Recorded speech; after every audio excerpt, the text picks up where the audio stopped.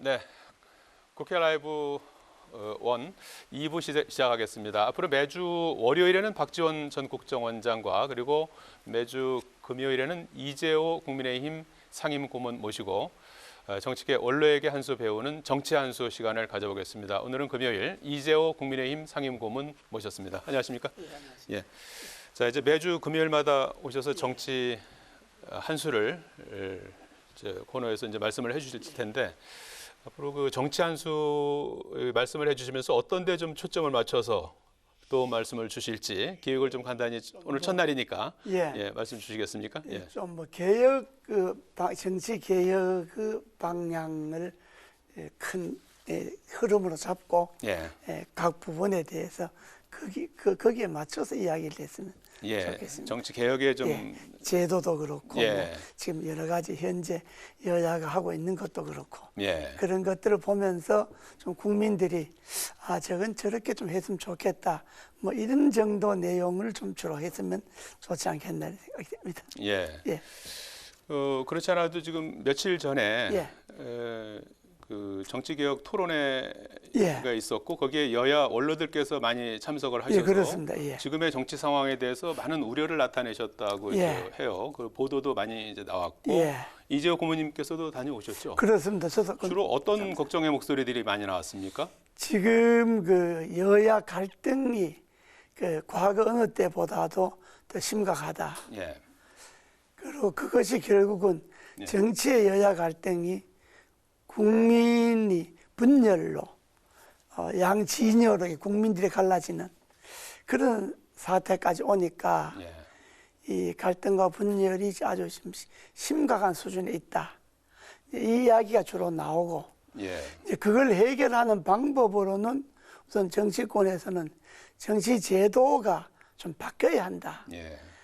정치 제도가 바뀌는 것 중에 제일 우선적으로 바뀌어야 될 것이 선거 제도가 바뀌어야 한다. 이 지금 결국 선거 때문에 여야 대립이 심화되고 갈등이 생기고 하는 거니까 현행 선거법을 좀 손질해야 안 되겠느냐. 뭐 이런 이야기들을 주로 여야 언론들 주로 했죠. 우리 사회의 국민들의 어떤 분열, 양극화가 심각하다. 이걸 해소하기 위해서는 어떤 제도의 변화가 필요하고 그 제도 가운데서도 역시 선거 제도를 바꾸는 것이 필요하다. 이런 이제 그 말씀들을 많이 하셨다고 하셨는데 그러면 그 선거제 개편을 하기 위한 어떤 우선 과제라고 할까요? 그 전에 좀 선결해야 될 문제들이 있다면 어떤 겁니까? 선거법을 고쳐야죠. 선거법. 선거법을 고쳐야 되는데 선거법을 뭐 막연하게 선거법을 고친다 그러면 안 되고 여야가 다음 선거제도를 현행 선거제도를 유지할 거냐 아니면 현행 소선거구제와 현행 비례대표제를 전면적으로 바꾸어서 중대선거구제로 할 거냐 이걸 먼저 결정해 놔야 그래야 이제 현행대로 하겠다 그러면 300명 정원에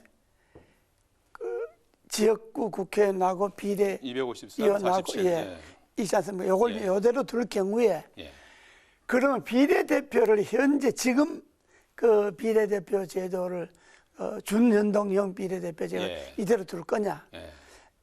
이건 손질해야 된다는 의견이 많죠. 그러니까 그걸 손질해야 되는 거고 아니면 선거구제 자체를 이번 기회에 이 소선거구제가 양당의 독점, 그러니까 다시 군소정당이라든지 이런 정당들은 들어올 틈이 없으니까 국회를 좀 다당제로 바꾸어서 국민의 여러 의견을 수렴할 수 있는 선거제도를 바꾸려면 현재 소선거제를 고쳐야 한다. 이제 이런 문제가 이제 제기 안 되겠습니까? 그러니까 저는 소선거제를 바꿔야 한다는 것이 제 주장입니다. 소선거구제를 이제 어떻게 바꿀지, 그 다음에 이제 비례대표를 뽑는 지금 방식이 준연동형 비례대표제인데 그걸 또 이제 어떻게 할지, 그거는 조금 이따가 한번 좀 구체적으로 어떤 대안이 있을지 한번 말씀을 좀 부탁드리고요. 그 모임에 이용구 전 국무총리도 자리했는데 이용구 전 총리 같은 경우는 대한민국이 상당히 발전했지만 다시 어려워질 수도 있다. 그렇습니다. 이런 예. 지적을 했다고 하세요. 예. 고모님께서 지금 정치 상황과 관련해서 예. 이 코너가 이제 정치 한수 아니겠습니까? 예. 예. 정치 한수를 주신다면 어떤 말씀을 주시겠습니까? 그 모임에, 그 대화 모임에 예. 초청인이 이홍구 전 총리하고 김원기 전 국회의장하고 예. 두 분이 그 초청인이에요. 그 모임에. 예. 그 주선하는 거는 대화 아카데미라고 하는 그 기존의 토론을 주도하는 단체가 있고. 예. 그런데 지금 그 이홍구 총리 말씀도 있었지만은 지금 어려워질 수도 있다고 하는 핵심은 경제지 않습니까? 예. 경제가 이게 풀려나갈 전망이 거의 없고 또 우리 내부에 경제적 갈등이 또 노사 간의 갈등부터 시작해서 이 빈부의 갈등부터 시작해서 이게 아주 심화되고 있지 않습니까? 예. 이걸 부추기는 게 정치적 갈등이거든요. 예. 정치적 갈등의 제일 핵심이 여야가 협치를 안 하는 데 있는 겁니다. 여야가 뭐 서로 원수처럼 지내잖아요, 지금. 예. 우리가 국회의원을 할 때는 지금처럼 이렇게 하진 않았거든요. 서로 뭐 상임위원회에서나 서로 정책적으로 의견이 달라서 싸우고 다투고 뭐 얼굴 붉혀도 또 회의장 밖에 나오면 서로 악수하고 또 저녁에 만나서 술도 한잔하고 뭐 이렇게 해서 또 인간적 관계에는 별로 금이 안 갔거든요. 예. 그러니까 정책적으로 뭐 서로 다툰다 하더라도 여야 간에 있어서 그 정치인이 가져야 할 품성은 훼손되지 않았다고요. 근데 지금은 뭐 거의 그렇지도 않은 것 같아요.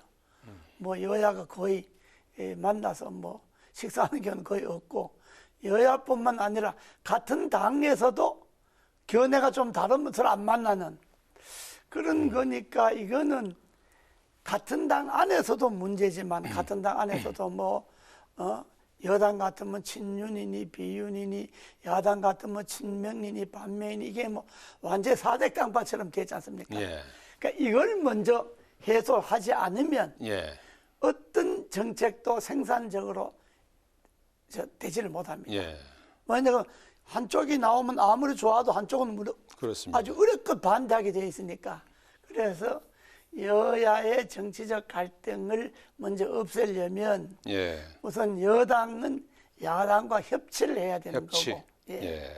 야당 모든 것을 정치 투쟁으로 몰고 가면 안 되고 대화할 건 대화하고 예. 이렇게 해야만이 이게 되지 지금처럼 예. 대화도 안 하고 야당 모든 사안을 대여 투쟁 뭐 무조건 이게 야당 탄압이다, 뭐 정치 보복이다 이렇게 몰고 가는 예. 거고 알겠습니다. 여당은 뭐 무조건 야당은 전 아예 상대도 안 하고 예. 이래 되면 이게 안 되죠. 김부겸 전 총리도 이런 언급을 했어요. 정치적 생각이 다르면은 뭐 밥도 같이 안 먹고 그렇습니다. 예. 결혼도 시키지 않겠다는 그런 예. 응답이 50%면 이 정서적인 내전 상태다.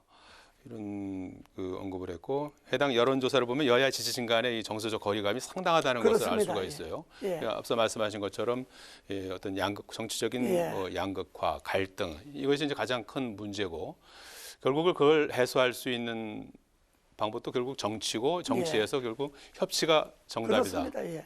예. 그런 말씀이신 그렇죠. 거죠. 협치를 해야 되는 거는 같은 당 안에서도 의견을 조율해야 되지만은 여야 협치가 지금 제일 중요하지 않습니까?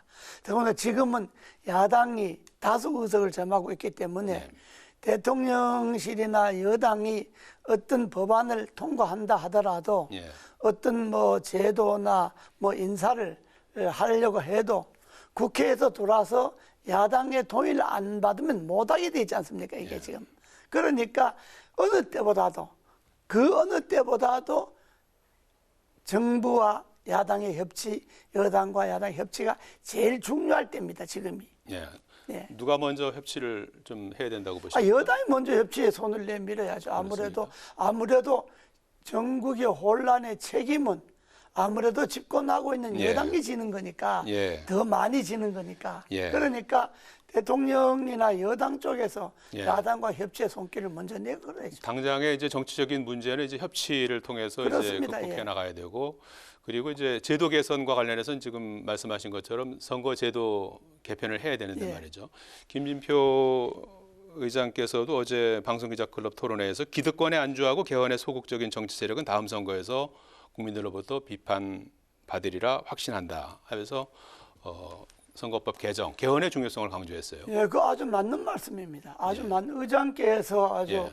그 제대로 된 그 진단을 하셨고 예. 개헌은 고사하고라도 예. 선거법이라도 먼저 고쳐야 되는데 예. 지금 선거법이 여야가 지금 한 발자국도 못 나가고 있지 않습니까?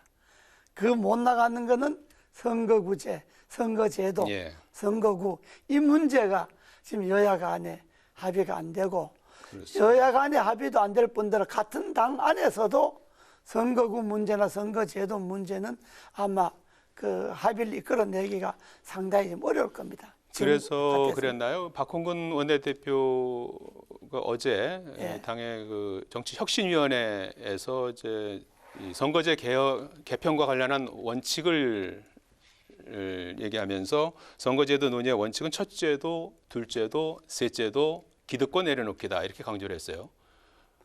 그렇습니다.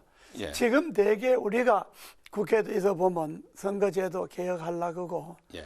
제가 정치개혁위원장을 해봤습니다만 예. 대개 말은 이렇게 저렇게 뭐 좋은 명분을 내거는데 속을 들여다보면 예. 결국 현역 의원들이 기득권에 안주하는 거죠. 기득권을 내려놓으려고 하는 거죠. 그러니까 자기가 다음 선거에 의회 진출을 하는데 도움이 될 것인가 걸림돌이 될 것인가 이게 지금 제일 문제로 등장하잖아요. 이건 여야가 똑같습니다. 예. 여야가 똑같은 특히 지금 우리 국회가 여야가 지역적으로 편중되어 있지 않습니까? 여당은 영남에 집중되어 있고 야당은 호남에 집중되어 있으니까 이 영남과 호남의 출신 의원들은 자기 지역의 정서와 자기 지역의 상황에 이 제도가 유리할 건가 불리할 건가 예. 이걸 따져서 찬성 반대를 하게 되니까 그 기득권 내려놓는 것이 제일 중요하다는 말은 그건 아주 맞는 말씀입니다. 예. 예. 앞서서도 잠깐 언급을 해주셨는데 그 지금 이제 정개특위에서 예전에 정개특위 위원장도 하셨는데요, 고모님께서 예.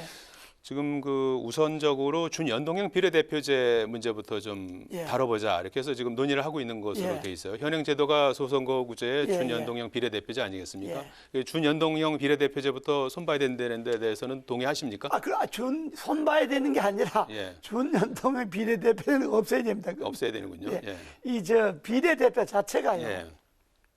이게 원래 군사 정권 때 예. 과당 단독으로 과반수를 확보 못하니까 유신정무회라고 유정회라는 걸 만들어 갖고 3년짜리 소위 과당 이중대 국회의원을 만들었지 않습니까? 예. 이때부터 이게 이제 소위 비례대표라고 하는 것이 전국구란 이름으로 생기기 시작했는데 이거는 우리 헌법 정신에도 어긋나는 겁니다. 예. 우리 헌법은 민주공화국인데다가 직접 민주제지 않습니까? 모든 국민의 대표는 국민들이 직접 뽑게 되지 않습니까? 예. 그런데 비례대표는 국민이 직접 뽑는 게 아니지 않습니까? 예. 이건 당리당략위에서 뽑는 거니까 여기에 온갖 비리가 생기게 되고 예. 온갖 정치적 부작용이 생기게 되는 거고 여기에 또 이 수준이 또 예를 들어서 수준이 좀 낮다 뭐 이렇게 되는 사람들도 당리당략위에서 뽑게 되고 그러니까 비례대표제가 순기능보다가 지금은 역기능이 더 많습니다. 예. 옛날에는 과당 때 이럴 때는 어느 정도 양해된 거는 지역구 국회의원들은 이제 지역 출신이니까 예. 전문성이 좀 떨어진다. 그래서 각 분야의 전문적인 사람들을 좀 비례대표 좀 영입하자 이런 취지가 있었어요. 예. 근데 지금은 뭐 지역구 출신들이 다 전문성을 갖고 있지 않습니까? 예. 그렇기 때문에 이 비례대표제라고 하는 거는 지금은 이게 없앨 때가 됐습니다. 그러면 고모님께서는 300명 전원을 직접 그 지역구 의원으로 뽑아야 된다는 말씀이시죠? 지역구 의원을 뽑든지 의원 수를 줄이든지 지역구에 따라서. 준연동형 비례대표제의 어떤 폐단을 좀 개선해서 그래서- 비례대표제를 유지하는 것도 반대다 이런 말씀이신가요? 제 생각은 네.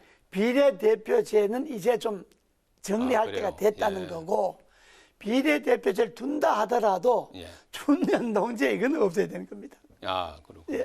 근데 이제 비례대표제가 이제 정당 득표율에 따라서 지역구 의석수가 이제 그렇습니다. 서로 이제 연동이 되지 않는 예. 그런 부분을 또 보완하는 그런 그런 효과도 것들이 있기 때문에. 그러니까 예.